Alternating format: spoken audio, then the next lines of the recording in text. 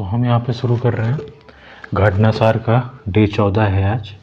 और डे 14 के अंतर्गत हम लोग जहाँ पिछले दिन से हम लोग ने शुरू किया था कि आर्थिक घटनाओं के अर्धवार्षिकी, उसी के तहत आज हम लोग डे 14 करेंगे और इसकी PDF आपको टेलीग्राम चैनल पे मिल जाएगी और जिसका लिंक डिस्क्रिप्शन बॉक्स और कमेंट बॉक्स में दिया हुआ है। चलिए फिर हम लोग शुरू करते हैं डे 14। तो हम लोगों ने पहली तिमाही अप्रैल जून 2023 भारत के विदेशी व्यापार आंकड़ों को हम लोगों ने देख लिया था। निर्यात तैयारी सूचकांक रिपोर्ट 2022 को देखना था। तो ये नीति आयोग द्वारा जारी की गई है। भारत के राज्यों केंद्र शासित प्रदेशों के लिए तीसरा निर्यात तैयारी सूचकांक। संस्करण कौन सा है इसका? 3rd संस्करण है इसका। और ये किसने जारी किया है? नीति आयोग ने जारी किया। क्या है ये? एक्सपोर्ट प्रिपेयर्डनेस इंडेक्स, निर्यात तैयारी सूचकांक 2023। तो ये 3 चीज़ें इम्पोर्टेंट हैं कि कौन सा संस्करण है, किसने जारी किया, नीति आयोग ने जारी किया है। और एक निर्यात तैयारी सूचकांक संस्करण तीसरा है और इसमें 36 राज्यों और यूटीज को शामिल किया गया है, जिसमें 4 श्रेणियों में बांटा गया है। तटीय राज्य, भूमध्य राज्य, हिमालयी राज्य एवं केंद्र शासित और छोटे राज्य। ठीक है, इनको 4 क्षेत्रों में इनको रैंकिंग प्रदान की गई, जिसमें 0 से 100 वाले इस सूचकांक का मान किसी राज्य के लिए जितना अधिक है उतना ही अधिक उस राज्य की निर्यात तैयारी एवं क्षमताओं को दर्शाता है। अगर इसके प्रमुख बिंदुओं की बात करें तो राज्यों का प्रदर्शन, शीर्ष प्रदर्शन करता, तो इसमें तमिलनाडु जो है EPI 2022 में टॉप पे था। उसके बाद महाराष्ट्र और कर्नाटक। जो एक्सपोर्ट प्रिपेयर्डनेस इंडेक्स है उसमें नंबर 1 पे तमिलनाडु है, फिर महाराष्ट्र है और फिर कर्नाटक। फिर 2021 में गुजरात शीर्ष पर था, लेकिन वह अब 4थे स्थान पर पहुंच गया है एक्सपोर्ट प्रिपेयर्डनेस इंडेक्स में। निर्यात मूल्य, निर्यात एकाग्रता और वैश्विक बाजार फुटप्रिंट सहित निर्यात प्रदर्शन संकेतकों के कारण ही तमिलनाडु शीर्ष प्रदर्शन करने वाला राज्य बना हुआ है। तमिलनाडु जो है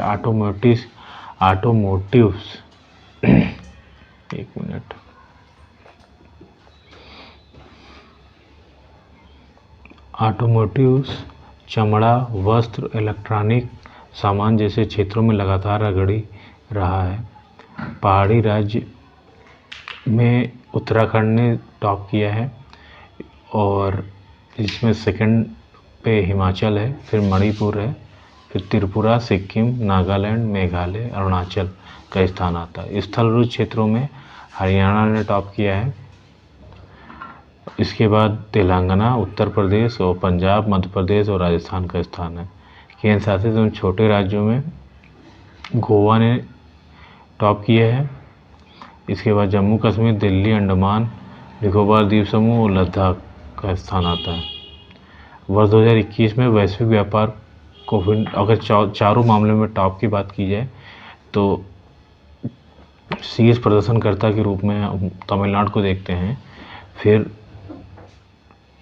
पहाड़ी राज्यों में उत्तराखंड टॉप पे है। स्थलरुद्ध राज्य क्षेत्र में हरियाणा टॉप पे है।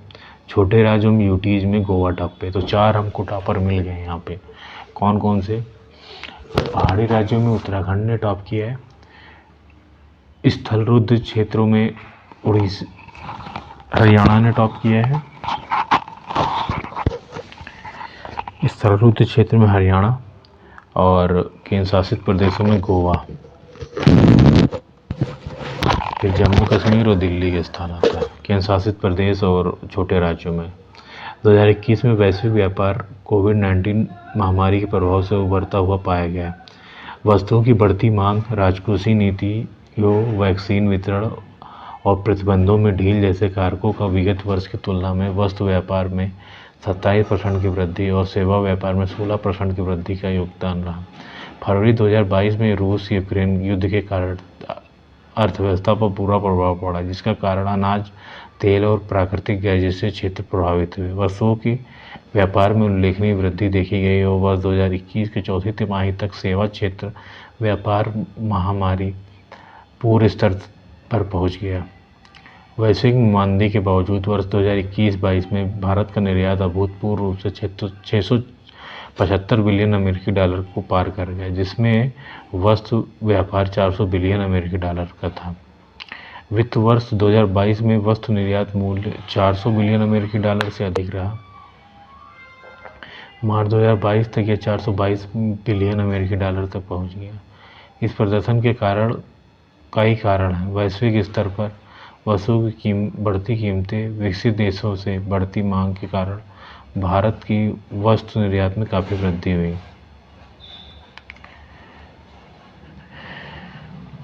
निर्यात तैयारी सूचकांक में शीर्ष राज्यों में 6 तटीय राज्य तमिलनाडु, महाराष्ट्र, कर्नाटक और गुजरात जैसे राज्य ने सभी संकेतकों में सबसे अच्छा प्रदर्शन किया है। रिपोर्ट के अनुसार निर्यात के दृष्टिकोण गुजरात का जामनगर देश का शीर्ष जिला बना हुआ है। इसके बाद सूरत, मुंबई, पुणे, भरूच आदि हैं। जहां तक नीतिगत पारिस्थितिकी तंत्र का सकारात्मक पहलुओं का सवाल है, कई सरकारों ने अपनी सीमाओं के भीतर निर्यात को बढ़ावा देने के लिए आवश्यक उपाय व नीतियां लागू की हैं। सकारात्मक पक्ष को देखें तो नीतिगत पारिस्थितिकी तंत्र एक सकारात्मक दृष्टिकोण प्रदान करती है, जिसमें कई राज्य अपने राज्यों में निर्यात को बढ़ावा देने के लिए आवश्यक नीतिगत उपाय अपना रहे हैं। जिला स्तर पर देश के 73%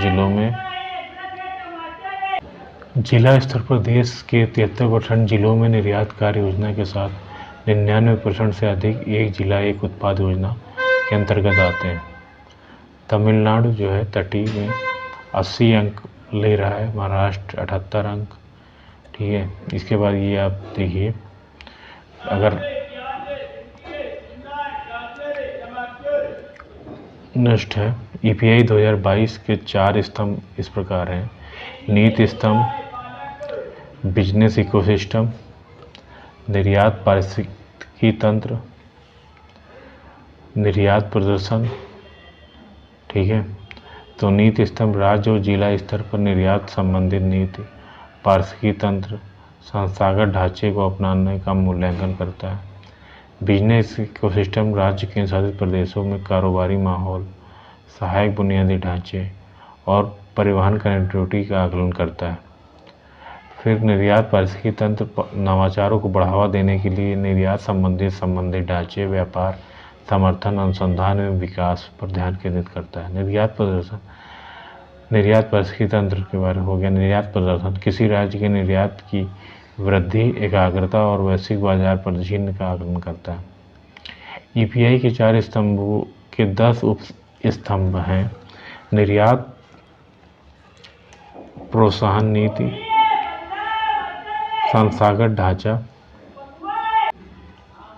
परिवहन वातावरण, आधारभूत संरचना, परिवहन कनेक्टिविटी, निर्यात अवसंरचना, व्यापार समर्थन, अनुसंधान एवं विकास अवसंरचना, निर्यात विविधीकरण और विकास उन्मुखीकरण। EPI के 4 स्तंभों के आधार पर राज्यों और केंद्र शासित प्रदेशों के प्रदर्शन का आकलन किया जाता है तथा उनके उप स्तंभ प्रासंगिक संकेतकों का उपयोग करने के साथ राज्यों के प्रदर्शन का मूल्यांकन करता है। इलेक्ट्रॉनिक व्हीकल को वित्तपोषित करने हेतु इवॉल्व मिशन लॉन्च हुआ, ठीक है। भारत सिडबी ने जून 2023 में इलेक्ट्रॉनिक वाहन क्षेत्र में सूक्ष्म, लघु, मध्यम आकार के निवेशकों MSME के लिए वित्तीय सहायता प्रदान करने के उद्देश्य से नीति आयोग, विश्व बैंक, कोरियाई विश्व बैंक और आर्थिक सहायता कोष EDCF के साथ मिलकर मिशन इवॉल्व, इवॉल्व का फुल फॉर्म हो जाएगा electronic vehicle operation and landing for vibrant ecosystem की घोषणा की। इवॉल्व के अगर प्रमुख बिंदुओं की बात की जाए तो ये कौन कौन इवॉल्व कार्यक्रम शुरू कर रहा है, तो इसमें नीति आयोग, वर्ल्ड बैंक, कोरियाई वर्ल्ड बैंक, आर्थिक सहायता कोष। इवाल्व के अगर प्रमुख बिंदु की बात की जाए तो इसमें सबसे पहले ईवी ऋणों के लिए माइक्रो कॉमर्स शेयरों की आपूर्ति शामिल है, जिसमें इक्विटी लागत को कम करना, टेली कंपनी लिमिटेड के लिए वित्तीय डेटा प्रदान करना। यह मिशन 2030 तक भारत के 30% ईवी प्रवेश लक्ष्यों का समर्थन करने के लिए सिडबी के उद्देश्य का समर्थन करता है। अप्रैल में सिडबी ने मिशन 50,000 ईवी 4 ESO नामक एक पायलट योजना शुरू की। योजना की शुरुआत की जिसे MSME को वित्त पोषित करने के लिए डिजाइन किया गया था, जो व्यावसायिक उपयोग हेतु ईवी की कमी के लिए ऋण प्राप्त करने का समर्थन करता है। मिशन का प्राथमिक उद्देश्य 50,000 इलेक्ट्रॉनिक व्हीकल को वित्त पोषित करना है और जल्द ही रोड पर 5,000 2 पहिया और 3 पहिया इलेक्ट्रॉनिक वाहनों को उतारना है। वित्त वर्ष 2022-23 के दौरान भारत में इलेक्ट्रॉनिक व्हीकल की बिक्री 1 मिलियन से अधिक हो गई थी, जिसमें 2 पहिया के कुल हिस्सेदारी 62% थे।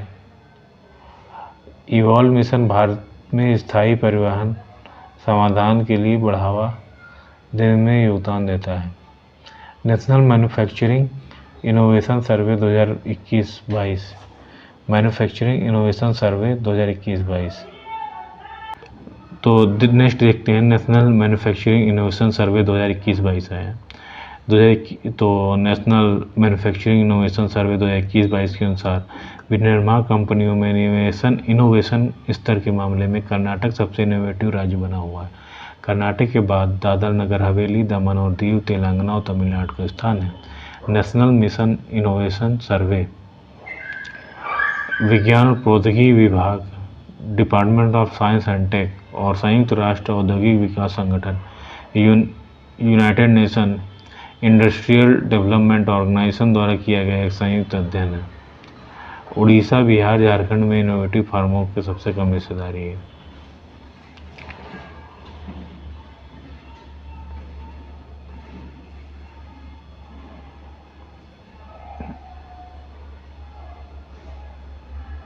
अन्य संबंधित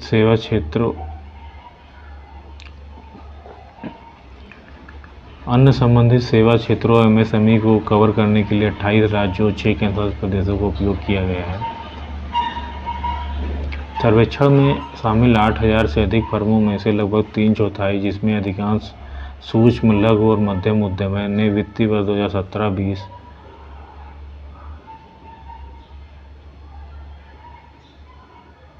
की सर्वेक्षण अवधि के दौरान न कोई उत्पाद बनाया और न ही व्यवसाय प्रक्रिया में नवाचार अपनाया। टाइम मैगजीन की 100 प्रभावशाली कंपनियों की सूची जारी की गई है। तो जारी की टाइम मैगजीन ने, तो प्रतिष्ठित टाइम मैगजीन ने 2023 की विश्व के 100 सर्वाधिक प्रभावशाली कंपनियों की सूची जारी की है। प्रतिष्ठित टाइम मैगजीन ने विश्व के 100 सर्वाधिक प्रभावशील कंपनी की सूची जारी की। इस सूची में भारतीय company national payment corporation of India और फैशन प्रोडक्ट से जुड़ी कंपनी मीशो को शामिल किया गया है। NPCI national payment corporation of India और मीशो को शामिल किया गया। टाइम की सूची में को 5 श्रेणियों में लीडर्स, डिसरप्टर्स, इनोवेटर, टाइटन्स और पायनियर्स में बांटा गया है। प्रभावशील कंपनियों की सूची में आर्टिफिशियल इंटेलिजेंस, सस्टेनेबिलिटी से जुड़ी अधिक कंपनियां शामिल हैं। सूची की 12% से अधिक कंपनियां AI इंडस्ट्री से जुड़ी हुई हैं। टाइम मैगजीन की इस सूची में OpenAI, SpaceX, चेज़कॉम, गूगल डीप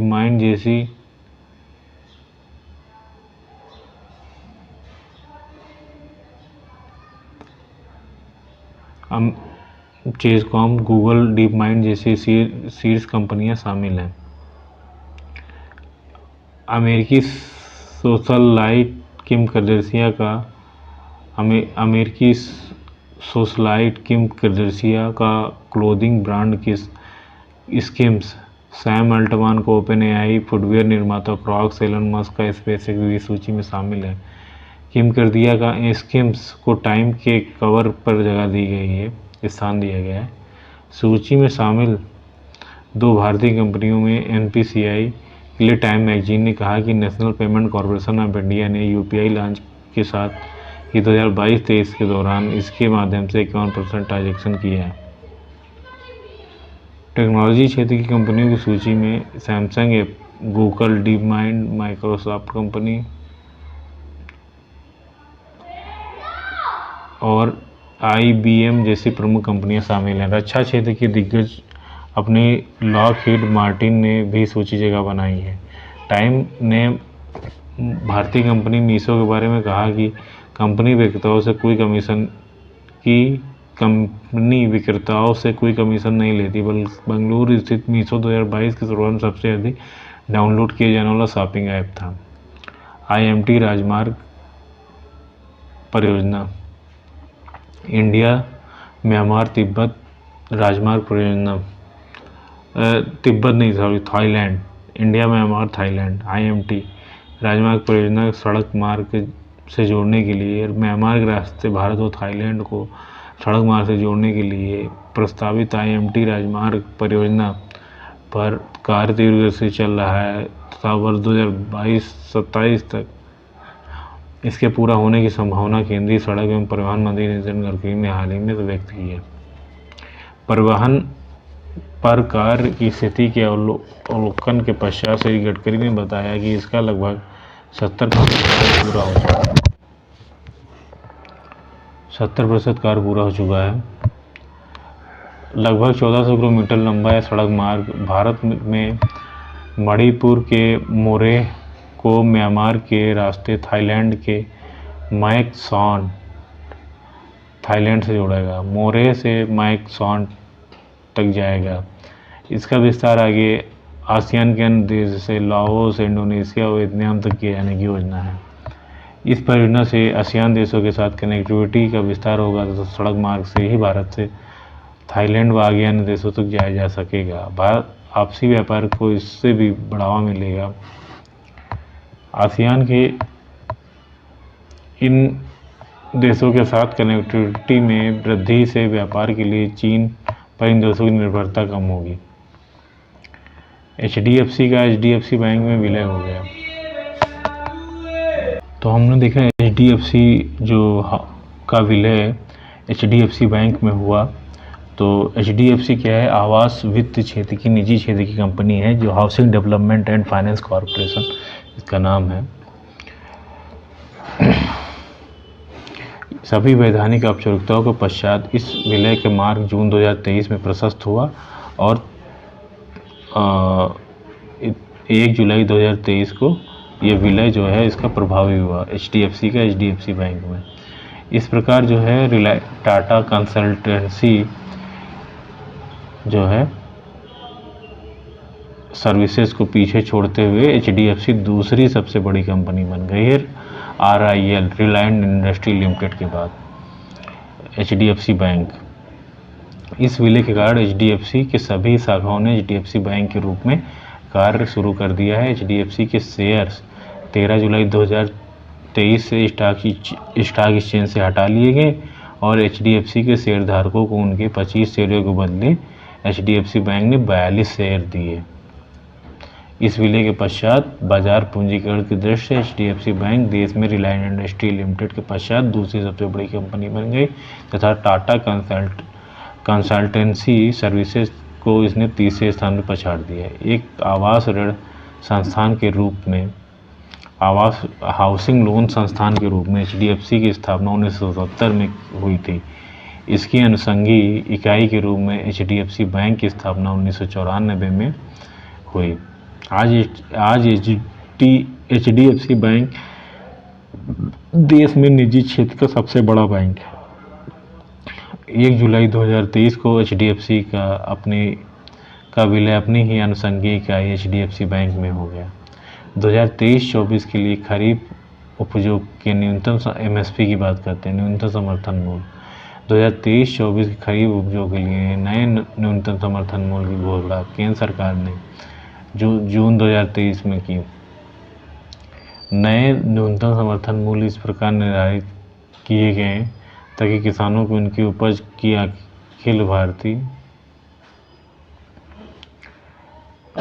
अखिल भारित औसत उत्पादन लागत का न्यूनतम 1.5 गुना प्राप्त हो सके। इसी संदर्भ में सभी खरीफ उपजों के न्यूनतम समर्थन मूल्य उनकी लागत की तुलना में 1.5 गुना या उससे अधिक इस वर्ष किए गए हैं। दालों और तिलहन के मामले में आत्मनिर्भरता प्राप्त करने के उद्देश्य से इनके समर्थन मूल्यों को विशेष लाभप्रद बनाने का प्रयास इस वर्ष भी नए समर्थन मूल्यों में किया गया है। इसके लिए तिल, मूंग, मूंगफली, अरहर के न्यूनतम समर्थन मूल्यों में अधिक वृद्धि इस वर्ष भी की गई। खरीफ की मुख्य खाद्यान्न उपज धान की दोनों किस्मों के न्यूनतम समर्थन मूल्य में 143 रुपये प्रति क्विंटल की वृद्धि इस बार की गई है। इससे धान की सामान्य किस्म का न्यूनतम समर्थन मूल्य 2040 प्रति क्विंटल से बढ़कर 2183 प्रति क्विंटल हो गया है। 2183 रुपये हो गया धान का। जो ए ग्रेड धान है उसका जो है 20 रुपये महंगा है, जो पहले 2060 था अब वो 2203 रुपये प्रति क्विंटल है।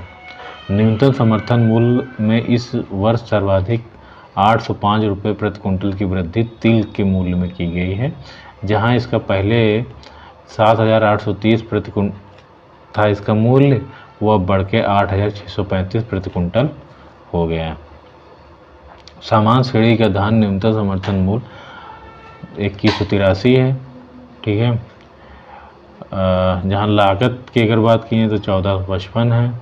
अरहर का जो न्यूनतम समर्थन मूल्य 6600 प्रति क्विंटल से बढ़कर 7000 रुपये प्रति क्विंटल हो गया है। इसमें 400 रुपये की बढ़ोतरी की गई है। उड़द का MSP में 2022-23 में 6950 रुपये प्रति क्विंटल था और उसको बढ़कर पिछले वर्ष की तुलना में 350 रुपये प्रति क्विंटल अधिक है, जो कि पिछले साल 6600 रुपये प्रति क्विंटल था, इस साल 6950 रुपये प्रति क्विंटल है, तो 350 रुपये बढ़ गया है। मूंगफली का न्यूनतम समर्थन मूल्य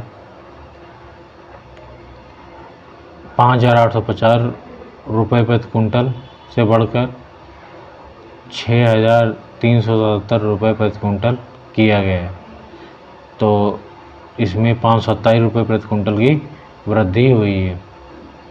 नए समर्थन मूल्य में लागत पर सर्वाधिक प्रतिशत प्रतिफल बाजरा पर किसानों को प्राप्त होगा, जिसका न्यूनतम समर्थन मूल्य 2350 रुपये प्रति क्विंटल से बढ़कर 2500 रुपये प्रति क्विंटल निर्धारित किया गया है। इसकी लागत 82 रुपये प्रतिफल किसानों को उपलब्ध कराएगा। ज्वार हाइब्रिड व माल डांडी के न्यूनतम समर्थन मूल्य में क्रमशः 210 रुपये और 235 रुपये प्रति क्विंटल की वृद्धि सरकार ने की है। इससे इनके नए न्यूनतम समर्थन मूल्य 3180 हाइब्रिड के लिए व 32 रुपये प्रति क्विंटल है, ठीक है। अब इसमें देखिए आप किसका कितना है, सबका अलग अलग रखा गया है यार। रागी का 3846 रुपये प्रति क्विंटल, मध्यम व लंबा रेशे कपास का न्यूनतम समर्थन मूल्य में 540 रुपये प्रति क्विंटल और 640 रुपये प्रति क्विंटल की वृद्धि के साथ जो है ये अब करीब 6620 रुपये में था, वो 7020 प्रति क्विंटल हो गया है इसका, ठीक है। देश में टेलीफोन कनेक्शनों की संख्या और टेली डेंसिटी पर ट्राई की रिपोर्ट आई है। टेलीफोन कनेक्शनों की संख्या और टेली डेंसिटी पर ट्राई की जो रिपोर्ट आई है, टेलीकॉम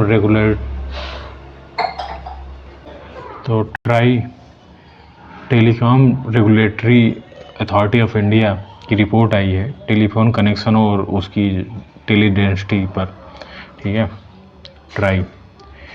तो इन आंकड़ों के अनुसार मार्च 2023 के अंत में देश में टेलीफोन कनेक्शनों की जो कुल संख्या है तो 117 करोड़ थी, 117 करोड़, और जिसमें टेलीफोन कनेक्शन अगर देश की बात करें तो 54 लाख की वृद्धि दर्ज की गई है।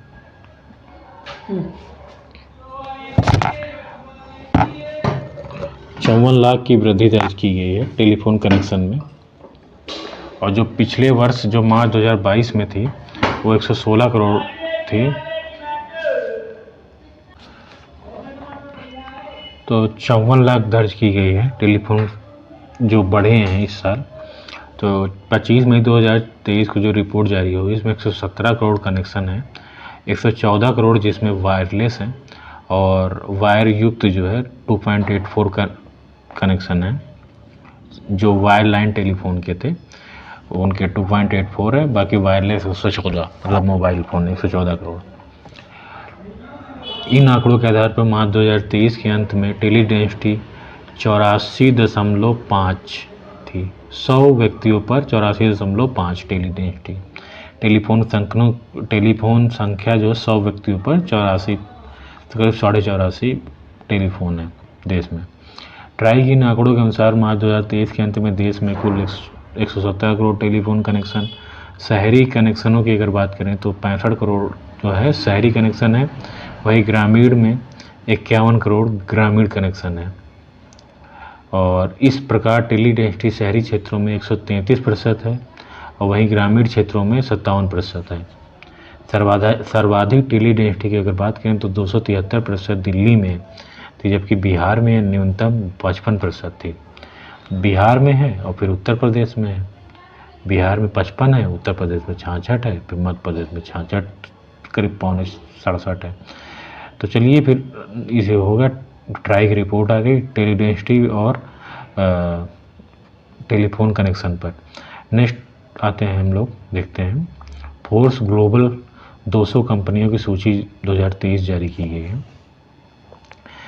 फोर्ब्स की ग्लोबल 200 कंपनियों की सूची 2023 प्रतिष्ठित व्यावसायिक पत्रिका फोर्ब्स ने 13 जून 2023 को द ग्लोबल 2000 कंपनी की सूची जारी की। इस सूची में RIL रिलायंस इंडस्ट्री लिमिटेड और बिजली उत्पादन कंपनी NTPC को शामिल किया गया है। फोर्ब्स की सूची में कुल 55 भारतीय कंपनियों को शामिल किया गया है और जिसमें टॉप पे RIL है, रिलायंस इंडस्ट्री लिमिटेड 45वें स्थान पर है। 8 स्थानों में सुधार हुआ है, पिछले साल ये 53वें स्थान पे थी। इसके हेड कौन है? मुकेश अंबानी चेयरमैन, और ये भारतीय कंपनियों में सर्वोच्च स्थान पर है, 45वें नंबर पर है। वैश्विक 2000 जो कंपनियों की सूची जारी हुई है फोर्ब्स ने जारी की है।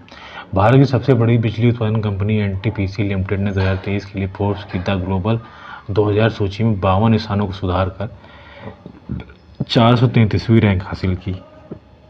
फोर्ब्स द्वारा ग्लोबल 2000 कंपनियों में 4 मैट्रिक्स बिक्री, लाभ, संपत्ति और बाजार मूल्य का उपयोग करके विश्व की सबसे बड़ी कंपनियों को रैंक प्रदान करती है। 3.7 ट्रिलियन अमेरिकी डॉलर की संपत्ति के साथ अमेरिका का सबसे बड़ा बैंक JP मॉर्गन सूची में शीर्ष पर है। वहीं सऊदी तेल कंपनी अरामको दूसरे स्थान पर है। ठीक है, 3.7 ट्रिलियन अमेरिकी डॉलर की संपत्ति के साथ अमेरिका का सबसे बड़ा बैंक जो JP मॉर्गन जो है वह सूची में टॉप पे है। फिर अरामको जो है सऊदी अरब की जो कंपनी है, तेल कंपनी, वो सेकेंड नंबर पे। वॉरेन बफेट का जो बर्कशायर हैथवे है जो पिछले वर्ष टॉप पे था, वह अपने निवेश पोर्टफोलियो में अवास्तविक नुकसान के कारण नवीनतम सूची में 338वें स्थान पर आ गई। बाट कितना नीचे गिर गई है। टेक दिग्गज अल्फाबेट सूची में 7वें और एप्पल 10वें स्थान पर है। 109 बिलियन अमेरिकी डॉलर की सेल और 8.3 बिलियन अमेरिकी डॉलर के लाभ के साथ IL2 टेलीकॉम ग्रुप रिलायंस 45वें स्थान पर है। ऑयल कंपनी भी है रिलायंस, इसकी रिफाइनरी जैसा कि भावनगर गुजरात में है ना। पिछले वर्ष इसकी रैंक 53वीं थी। इस तरह रिलायंस ने जर्मनी की BMW, स्विट्ज़रलैंड की नेस्ले, चीन की अलीबाबा, अमेरिका की प्रॉक्टर एंड गैम्बल और जापान की सोनी जैसी कंपनियों को पीछे छोड़ा है। ग्लोबल 2000 की सूची में अन्य भारतीय कंपनियों की अगर हम बात करें तो यहाँ पे SBI 77वें स्थान पे है, 77 पे SBI है। HDFC 127वें नंबर पे है और ICICI बैंक 163वें स्थान पर है। ONGC तेल एवं natural gas corporation 226, HDFC 232, LIC 363 व टाटा कंसल्टेंसी सर्विसेज 387वें स्थान पर है।